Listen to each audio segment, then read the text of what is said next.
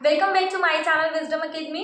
I am Komal Dikshit and I hope आप सब लोग बहुत अच्छे होंगे और आने वाले एग्जाम्स की प्रिपरेशन कर रहे होंगे। एंड ये वीडियो स्पेशली उनके लिए जो कमेंट्स करते हैं कि आप हमारी इंस्पिरेशन हो, आपसे हमें मोटिवेशन मिलता है, आप बहुत अच्छा कर रहे हो, तो पढ़ कर के ही मतलब बहुत अच्छा मिलता है, बहुत आगे कुछ करने के लिए मोटिवेशन मिलता है। कि किसी टाइम पे ना मुझे मोटिवेशन की ज़रूरत होती थी, मुझे किसी की इंस्पिरेशन चाहिए कि भाई मैं कैसे इस टाइम से ओवरकम करूं, कैसे इससे बाहर आऊं। तो आज मैं किसी से उस टाइम से ओवरकम करने में किसी की हेल्प कर पा रही हूँ, लोग मुझसे इंस्पायर हो रहे हैं। सो अगर ये नंबर ऑफ 3, 5, 10 बच्चे भी है ना ऐसे, तो मेरे को बहुत ज़्यादा सेटिस्फेक्शन है कि यस एटलीस्ट किसी एक की लाइफ मेरी वजह से चेंज हो रही है। तो ये वीडियो स्पेशली उनके लिए है जो टेलीग्राम पर, जिनके पास मेरा नंबर है, वो कमेंट्स करते हैं कि आप अपनी सक्सेस स्टोरी बताओ। तो आज इस वीडियो में मैं आपके लिए ही ये शेयर करना चाहती हूँ कि किन किन चीज़ों से हम एक एस्पिरेंट, एज एन एस्पिरेंट हम कितनी सारी चीज़ों से गो थ्रू होते हैं। एंड सबसे बड़ी बात ये हमें अकेले खुद को फेस करनी होती है। ठीक है, तो ये वैसे एक सक्सेस स्टोरी से ज़्यादा एक फेलियर स्टोरी है, क्योंकि काफ़ी सारे फेलियर्स आते हैं। वैसे मैटर ये नहीं करता कि आप कितने बार गिरे हो। ठीक है, लाइफ में हम सब अपनी लाइफ में कहीं ना कहीं फेलियर तो फेस करते हैं, चाहे पर्सनल लाइफ में हो चाहे प्रोफेशनल लाइफ में हो, कहीं ना कहीं हम फेलियर्स फेल करते हैं। बट डिपेंड ये करता है कि हम कितनी बार गिर के उठते हैं, क्योंकि गिरता तो हर कोई है, लेकिन सक्सेस या अचीवमेंट उसी को मिलती है जो गिर के उठता है। तो सेम जब मैंने डाइट करी तो उसके बाद मैंने 18-19 ईयर्स में मेरी डाइट कंप्लीट हो गई थी, और उसके बाद ही मुझे केवीएस का फर्स्ट एग्जाम देने का मौका मिला था। ठीक है, तो केवीएस का फर्स्ट एग्ज़ाम जब दिया तो रिटर्न के टाइम पर मेरे पापा एक्सपायर हो गए थे। तो जिस दिन केवीएस का एग्ज़ाम था उसी दिन पापा की जो 13वीं होती है, 13th डे होता है, वो था। बट आई डिसाइडेड कि चलो एग्ज़ाम देते हैं, बाकी जो होगा देखा जाएगा, जिसको जो बोलना है वो बोले। तो वो मैंने एग्ज़ाम दिया उस टाइम पे। तो होपफुली ठीक है, एग्ज़ाम अच्छा हुआ था, बट माइंड तो आपको पता ही होता है ना कैसा रहा होगा, डिस्ट्रैक्शन एंड ऑल। मैं उतना ज़्यादा स्कोर नहीं कर पाई, but yes anyhow I कि इतना मैंने मैनेज कर लिया कि मेरा रिटर्न क्लियर हो गया। बट जो मेरा रिटर्न क्लियर हुआ था वो बिल्कुल कट ऑफ पर ही हुआ था। 150 मार्क्स का पहले पेपर होता था, 100 नंबर पे कट ऑफ गई थी और 100 ही मेरे नंबर थे। तो रिटर्न तो क्लियर हो गया। इसके बाद मुझे इंटरव्यू देने का मौका मिला। इंटरव्यू हुआ था मेरा मुंबई में। तो ठीक है, मुंबई में इंटरव्यू दे के आए। उसके बाद इंटरव्यू भी ठीक ठाक हुआ था, बट एक प्रॉब्लम थी, मैं इंग्लिश स्पीकिंग मेरी उतनी अच्छी नहीं थी। इवन मुझे पता ही नहीं था कि केवीएस में लैंग्वेज का भी कोई बैरियर होता है। इससे पहले मेरी बहन 2 बार केवीएस में सिलेक्ट हो चुकी थी। तो उसने कहा कि लैंग्वेज का कोई बैरियर नहीं है, हिंदी इंग्लिश जिसमें कंफर्टेबल है आप अपना दो, जिसमें भी है आप अपना दो। तो मैं इसके लिए प्रिपेयर ही नहीं थी, मैं हिंदी में ही कंफर्टेबल थी, तो मैं वही सोच के गई थी। बट वहाँ पे मुझे बोला गया आप इंग्लिश में बोलो। मैंने ट्राई करा, फिर बीच में थोड़ी सी इंग्लिश बोली, फिर हिंदी आ गई अपने आप ही। तो उन्होंने मुझे फिर से टोका कि इंग्लिश में बोलो। तो मुझे लगा कि फिर मैंने दोबारा हिंदी यूज़ नहीं करी, टूटी फूटी इंग्लिश जैसे भी बोल पा रही थी मैंने बोला। बट ओवरऑल उसका एक्सपीरियंस बहुत अच्छा था। आंसर मैंने तब भी सारे करे थे, बट प्रॉब्लम आई थी सिर्फ लैंग्वेज की। तो उस टाइम पे मार्क्स भी इंटरव्यू में ठीक ठाक आ गए थे, मतलब सोचा नहीं था, मुझे लगा इंटरव्यू बहुत बुरा गया है, अच्छा नहीं हुआ, बार बार इंग्लिश के लिए वो टोक रहे थे, नहीं इंटरव्यू अच्छा हुआ। बट येस उस टाइम पे 48 मार्क्स मिले थे आउट ऑफ 60। फिर मैं सेटिस्फाई थी मार्क्स से, क्योंकि जैसे इंटरव्यू गया था तो 48 मार्क्स थे इंटरव्यू में और 100 मार्क्स थे रिटर्न में। लेकिन जब दोनों की 100 में से कंबाइंड लिस्ट बनी, ठीक है, कंबाइंड मेरिट बनी, तो मैं रह गई 1.25 मार्क्स से। ठीक है, कट ऑफ से मेरा छूट गया 1.25 मार्क्स से। लेकिन उस टाइम पे भी होप थी कि जब हमारा कट ऑफ आएगी, मतलब मेरिट लिस्ट आती है ना, बाद में वेटिंग लिस्ट आती है, उसमें मेरा आ जाएगा। तो वेटिंग लिस्ट बाई चांस की बात है, हमेशा लिस्ट 2 नंबर 3 नंबर कम होती थी। इस बार लिस्ट जो कम हुई, मैं सिर्फ 0.3 से रह गई थी। तो फर्स्ट जॉब जो मेरी 19 ईयर्स में लग जाती, मैं सिर्फ उसमें 0.3 से रह गई। फिर ठीक है, नहीं हुआ एट दी एंड, चलो कोई नहीं, हो फॉर द बेस्ट, आगे चलते हैं। फिर DSSB का एग्ज़ाम हुआ। DSSB का एग्ज़ाम दिया, 116 या 17 पे कट ऑफ गई थी, फर्स्ट कट ऑफ ई डोजियर सबमिट होने से पहले। ठीक है, ई डोजियर तो मेरे 116-17 से ज़्यादा नंबर थे, ई डोजियर सबमिट हुए। फिर और ई डोजियर सबमिट होने के बाद एक फाइनल मेरिट आती है। ठीक है, तो फाइनल मेरिट गई 123 पे और मेरे थे 122 मार्क्स। सो अगेन मैं इसमें फाइनल में रह गई। ठीक है, स्टार्टिंग का एग्जाम तो क्लियर हो जा रहे हैं, बट दोबारा से मैं फाइनल में रह गई, केवीएस में भी और DSSB में भी। ठीक है, इसके बाद 2019 में दोबारा से केवीएस के फॉर्म निकले, 2018 में निकले थे। 2019 में उसका इंटरव्यू वगैरह हुए थे, तो 2018 में सारा पैटर्न वगैरह सब कुछ चेंज हो गया था। तो केवीएस का रिटर्न एग्ज़ाम दिया। केवीएस का रिटर्न एग्जाम क्लियर हो गया, ठीक है, रिटर्न एग्जाम क्लियर हो गया। और अभी तो ये था कि इंटरव्यू में बहुत अच्छा करना है, चाहे कुछ भी हो जाए। और मैं अपने आप को इंग्लिश हिंदी दोनों के लिए प्रिपेयर कर रही थी कि चाहे इंग्लिश में पूछे चाहे इंग्लिश में हिंदी में पूछे, मेरे को तो करना है, अच्छा मैं करूँगी। तो इस बार मैंने इंग्लिश के लिए प्रिपेयर करा, इंग्लिश में भी बहुत मेहनत करी। लेकिन इस बार इंटरव्यू था नोएडा में ही, ठीक है, दिल्ली वालों का इंटरव्यू मतलब वहाँ नोएडा में ही हुआ था, पहले मुंबई था, इस बार नोएडा में था। इंटरव्यू में गई तो वहाँ पे लैंग्वेज का कोई भी बैरियर नहीं था, आप हिंदी में दो आप इंग्लिश में दो, आप फ्री थे। तो मैंने हिंदी में दिया, मार्क्स इंटरव्यू भी अच्छा खासा हुआ था। बस एक क्वेश्चन का आंसर मैं नहीं कर पाई थी, टाइम जोन वाला, जो कि मैंने आप लोगों के साथ ऑलरेडी डिस्कस कर रखा है मेरे इंटरव्यू का जो एक्सपीरियंस था। ठीक है, ओवरऑल इंटरव्यू अच्छा हुआ था। इस बार मुझे मार्क्स मिले 60 आउट ऑफ 50 एंड मार्क्स तो ठीक ही थे, बट बच्चों के और भी अच्छे अच्छे आए थे, 54, 56, 58 नॉर्मल थे। तो ऑब्वियसली जो बच्चे ज़्यादा कैपेबल है, जिनके ज़्यादा मार्क्स आए हैं, वो डिजर्व करते हैं। सो इस बार भी सेम हुआ, जब रिटर्न एंड इंटरव्यू की फाइनल मेरिट बनी, फाइनल मेरिट में फिर रह गई। और इस बार गैप था 0.75, यानी 1 नंबर से कम गैप पे मैं फिर से 0.75 से रह गई। ठीक है, इसके बाद वेटिंग लिस्ट के लिए बहुत ज़्यादा ही वेट करना पड़ा था, क्योंकि 2019 के बाद 2020 में कोरोना आ गया, सारी चीज़ें रुक गई। हर साल हर 2 साल के बाद केवीएस की वैकेंसी आती है, लेकिन 2019 के बाद 20, 21, 22, 23, ठीक है, 4 साल तक कोई वैकेंसी नहीं आई। मतलब 2022 में एंड में आई, 18 के बाद 19, 20, 21, 22, 4 साल बाद वैकेंसी आई। जबकि ऐसा नहीं होता, केवीएस को हर एवरी 2 ईयर वैकेंसीज निकालनी होती है। तो मैंने केवीएस के लिए प्रिपेयर करना स्टार्ट करा था कोरोना टाइम पे, जब हम घर पे थे, प्रिपेयर कर रहे थे, बट वैकेंसी ही नहीं आई। बट इसके बीच में DSSB का मौका मिला था देने का, DOE का और MCD की, दोनों की जो वैकेंसी अभी निकली थी 2022 में, ठीक है, 22 में जिसके एग्जाम हुए थे। और रिजल्ट इन्होंने 2021 के एंड में, इन्होंने मई में, देखो 2021 मई में इन्होंने वैकेंसी निकाली थी, और इसके पेपर हुए थे 2022 में जाके, और 2022 के एंड में जाके इन्होंने रिजल्ट दिया था।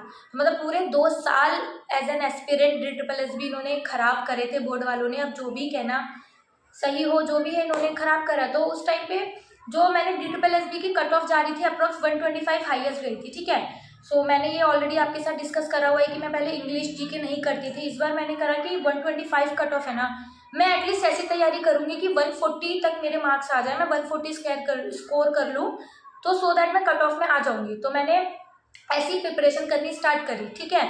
और ये जो सारी प्रिपरेशन मैं कर रही हूँ ना, डाइट के बाद से ही, मैंने घर पे बैठ के नहीं करी है, मैं इसके साथ काम कर रही थी।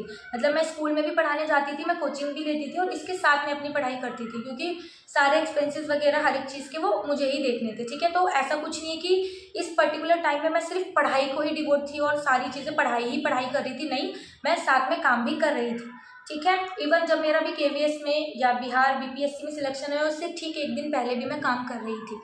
NGO वगैरह ज्वाइन किया हुआ था, वो मैंने आपके साथ डिस्कस किया हुआ है, ठीक है। तो DSSB की इस बार प्रिपरेशन करी, अच्छे से प्रिपेयर करी, और सब यही बोल रहे थे वैकेंसी बहुत कम है, और सच में वैकेंसी बहुत कम थी।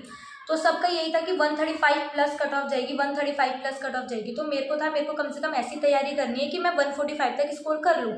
सो इस बार ये हुआ भी, जो मैंने मेहनत करी वो कहीं ना कहीं मेरे रिजल्ट पे दिखी, क्योंकि लास्ट टाइम मैंने स्कोर करा था कुछ 122, ठीक है, और 122 से इस बार मेरे 150 मार्क्स हुए कवर, ठीक है। मतलब 122 से 150 तक मैं अपने मार्क्स DSSB में लेके आई। बट अगेन बैड लक, इस बार कट ऑफ ही इतनी ज़्यादा चली गई। 152 मेरे एक एग्जाम में मार्क्स बन रहे थे, उसकी कट ऑफ गई थी 156 जर्नल की, और सेम दूसरे वाले में मेरे मार्क्स थे 148, उसकी कट ऑफ भी मतलब करीब इतनी ही गई थी। मतलब कट ऑफ इस बार बहुत ज़्यादा चली गई, वैकेंसी कम थी। बट यस, इतना था कि अगर मैंने अपने सब्जेक्ट पर, उस कॉन्सेप्ट पर मेहनत करी है, तो उस मार्क्स मेरे बढ़ गए थे। बट अब डजेंट मैटर ना, आप आधे नंबर से रहो, आप 1 नंबर से रहो, या आप 15 नंबर से रहो, आप रह गए। एट द एंड आपके पास जॉब नहीं है, आपके हाथ में क्या है, सिर्फ फेलियर्स, ठीक है। तो ये सारी चीज़ें चल रही थी। ये टीचिंग एग्जाम्स की बात है सारी, ये मैंने आपको जो बताया ना 2018, 2017 के बाद ये जो 2021-22 के एग्जाम हुए हैं वो, ठीक है। सो अब ऐसा नहीं है कि इतने बीच में मैं सिर्फ टीचिंग एग्जाम्स की तैयारी कर रही थी या सब कुछ था, ऐसा नहीं था। दिल्ली पुलिस के बीच में फॉर्म निकले, ठीक है, तो मेरे घर वाले नहीं सपोर्ट में थे, क्योंकि कांस्टेबल की वैकेंसी थी। तो उन्होंने कहा नहीं, कि मतलब ये तो तू क्लियर कर ही लेगी, पर इसमें नहीं जाना है, क्यों जाना है। और मेरे को ऐसा था कि उस टाइम तक, मतलब इतने साल तक बार बार फेलियर मिल रहे थे, तो मेरे को था कि एक बार कहीं भी जॉब हो जाए, मैं कहीं भी लग जाऊँ, फिर मैं अपनी अच्छे से शांत माइंड से तैयारी करूँगी, और कोई और जॉब ले लूँगी। ऑब्वियसली टीचिंग लाइन में मैं वापस आती, पर मेरे को जॉब चाहिए थी उस टाइम पे, तो डीपी दिल्ली पुलिस का फॉर्म भरा।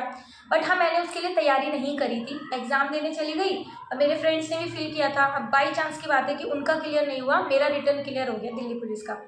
अब दिल्ली पुलिस का रिटर्न क्लियर हो गया, उसके बाद देना था फिजिकल। अब मैं टीचिंग एग्जाम्स की तैयारी चल रही हूँ, फिजिकल का कोई लेना देना नहीं, कुछ भी नहीं, कैसे क्या होगा पता नहीं।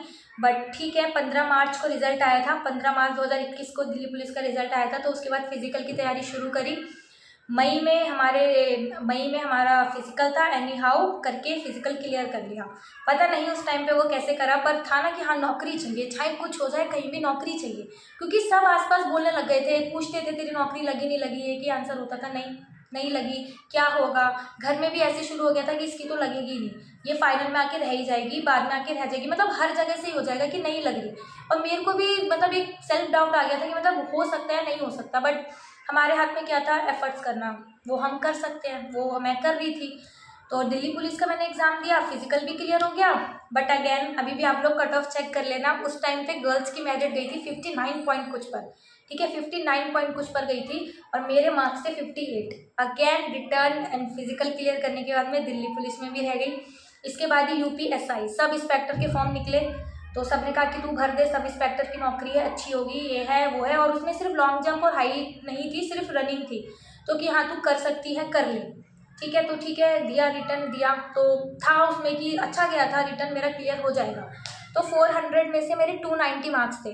तो सब कह रहे थे गर्ल्स की कट ऑफ तो बहुत कम जाती है, गर्ल्स की कट ऑफ बहुत कम जाती है, अगर तू 200-250 नंबर भी ले आई तो तेरा सिलेक्शन है। तो 250 के अलावा मेरे 290 थे, तो मैं सोच के बैठी थी हाँ चलो इसमें तो हो जाएगा, इतने नंबर ज़्यादा है।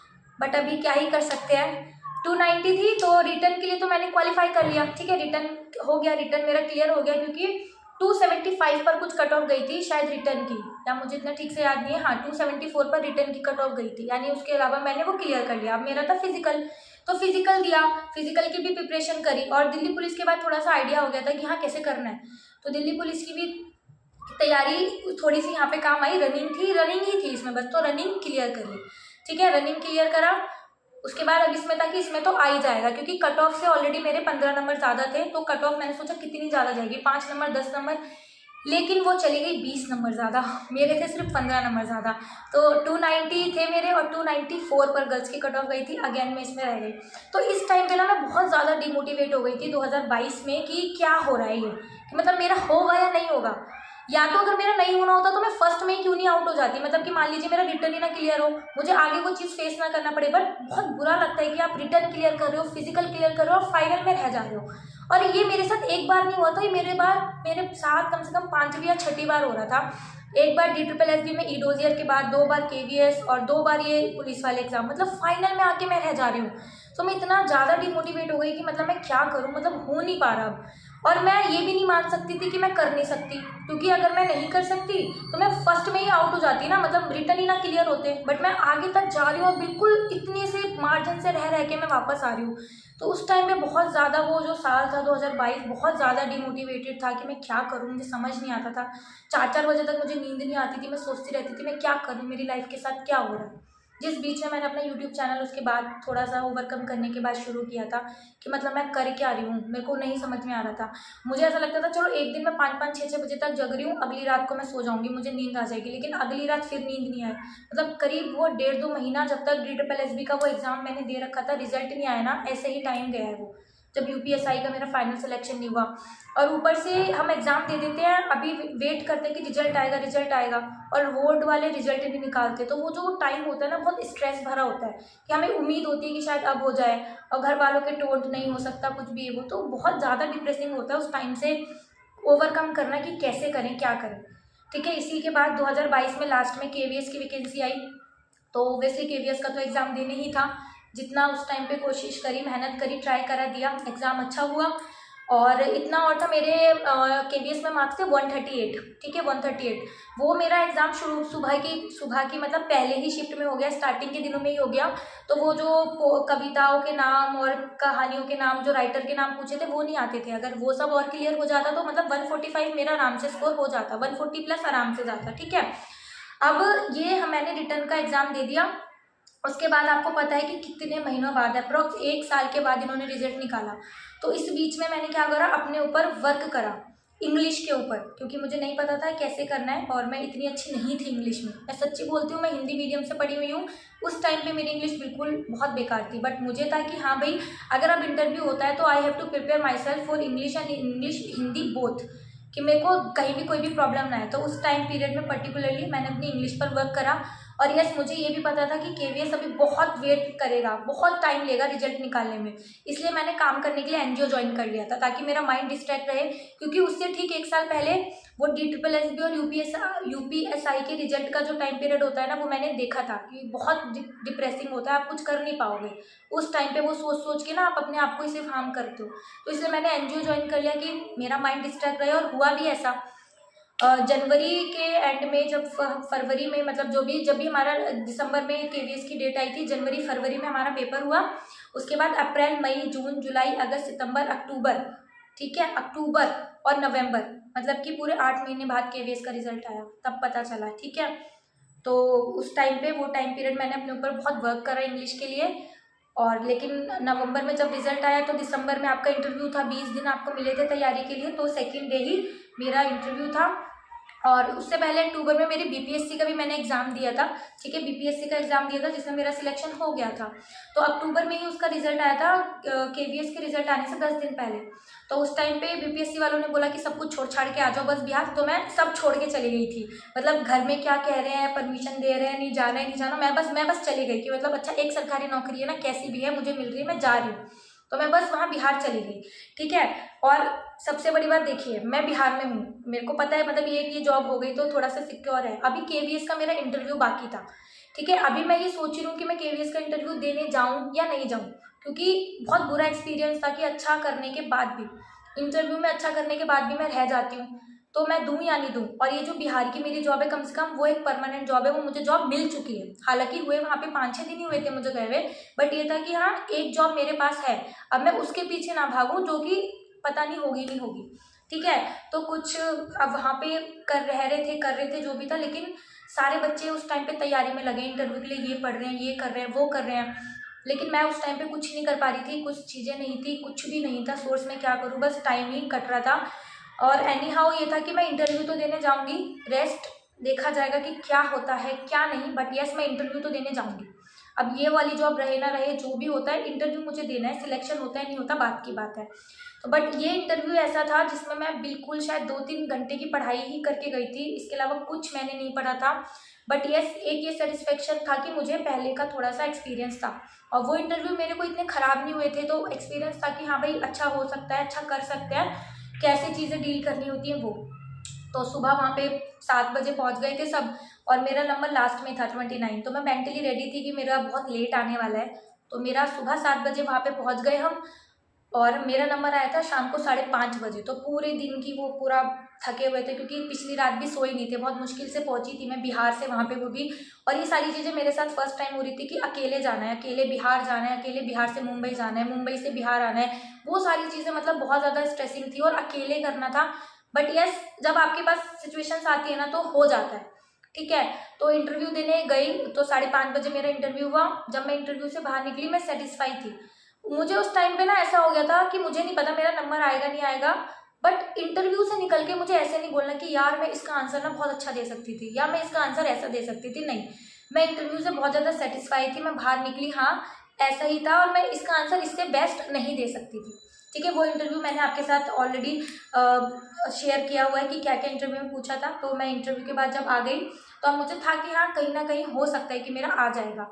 But as a general category, जो जनरल की कट ऑफ है वो 135 पे गई थी, मेरे 138 मार्क्स थे, बिल्कुल बॉर्डर पे थी, क्योंकि अगर आप इसको 70 में से करोगे ना, बिल्कुल बॉर्डर पे मैं आ रही थी। इसलिए मुझे इतना था कि मुझे इंटरव्यू में 50 नंबर चाहिए, अगर मुझे मेरिट में आना था ना, तो मुझे 50 नंबर चाहिए थे। सारी कैलकुलेशन मैंने कर रखी थी, और ये भी था कि अगर 48 मार्क्स आते हैं तो बिल्कुल बॉर्डर पे सिलेक्शन होगा मेरा। बॉर्डर पे सिलेक्शन होने का मतलब है कि आपको नॉर्थ ईस्ट में भेजा जाएगा, साउथ में भेजा जाएगा, या जम्मू के कुछ रेयर इलाकों में, क्योंकि हार्ड स्टेशन मिलते हैं जिनकी नीचे की रैंक होती है, कुछ ऐसा होता है हर कैटेगरी का कुछ, ठीक है। तो इतना था कि 50 नंबर चाहिए। बट टचवुड, इंटरव्यू बहुत अच्छा हुआ था। इंटरव्यू में मार्क्स आए तो 58 मार्क्स थे, आई गॉट 58 आउट ऑफ 60, तो 58 नंबर जब आए मतलब मेरे को बहुत खुशी हुई। और जब KVS में सिलेक्शन हुआ तो मुझे अहमदाबाद रीजन मिला, सूरत मिला, जो कि बहुत अच्छा है। मतलब जो मेरे फ्रेंड्स जिनका सिलेक्शन हुआ है अंडमान निकोबार या जिनको हार्डी स्टेशन मिले हैं, मतलब उनसे बहुत अच्छा है। और ऐसा इसलिए भी है क्योंकि मेरी रैंक भी है, अगर आप देखोगे ना तो जो जनरल कैटेगरी में सिलेक्शन हुआ है ना 600 कुछ मेरी रैंक है, तो इस वजह से अच्छा रीज़न है और सब कुछ सिलेक्शन हुआ। बट फाइनली यही है कि कितने भी फेलियर्स आप देख लो, अगर आप एफर्ट्स करते रहते हो तो सिलेक्शन तो ज़रूर होगा, आपका सक्सेस तो आपको मिलेगी कहीं भी हो। और देखो अगर वो भी नहीं होता ना तो आपको पता रहता है कि आप कर सकते हो।